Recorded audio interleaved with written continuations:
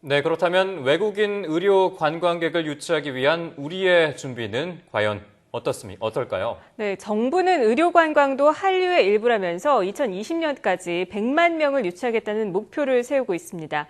하지만 통역부터 안전장치까지 준비는 아직 부족해 보입니다. 계속해서 최원석 기자입니다.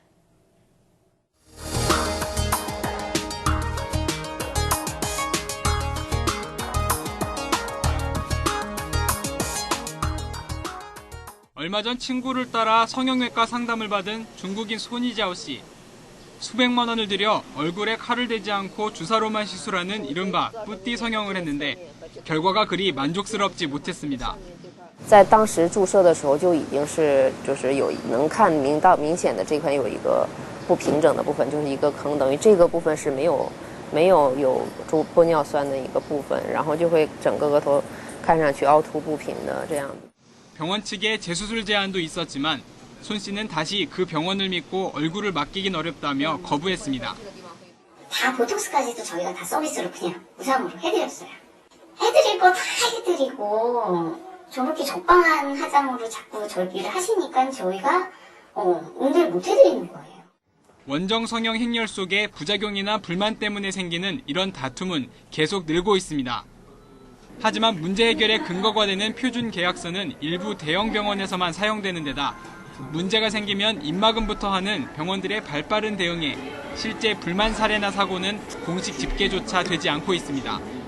개량을 해주는데 대신에 저희가 병원에게 안중은 글을 옳지 않고 또 다시 안중은 일을 하지 않고 그런 거 계약서를 의료관광은 글로벌 헬스케어라는 거창한 말로 포장돼 있지만 병원들과 불법 브로커들의 거래조차 철저하게 근절되지 않고 있습니다. 또 가장 기본적으로 필요한 전문 의료 통역도 1년에 60명가량밖에 배출되지 않습니다. 병원 대부분이 조선족이나 유학생에게 어설픈 의사소통을 맡길 수밖에 없는 겁니다.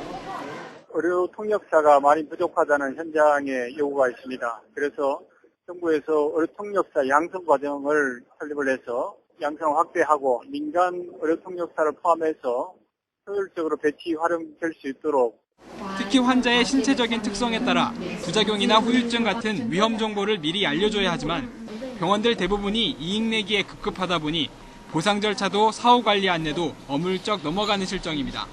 그것을 의료로 보기보다는 이제 상품으로 보면서 상품으로 본다는 것은 그것이 이제 가진 여러 가지 부작용이나 이런 것들도 소비자가 어느 정도 감내해야 될 이런 확률로 보는 것이죠. 그러니까 의사로서는 있을 수 없는 일인데. 정부의 목표는 2020년까지 의료관광객 100만 명 유치. 이렇다 보니 손님 불러 모으는 정책에만 예산의 70%가 집중돼 있습니다. 수억 원대 수익을 올리는 브로커들이 활개를 치고 충분한 환자 보호 규정도 마련돼 있지 않습니다. 원정 성형 곳곳의 그늘이 외국인들의 반감으로 이어지지 않도록 세심한 준비가 필요해 보입니다. YTN 최원석입니다.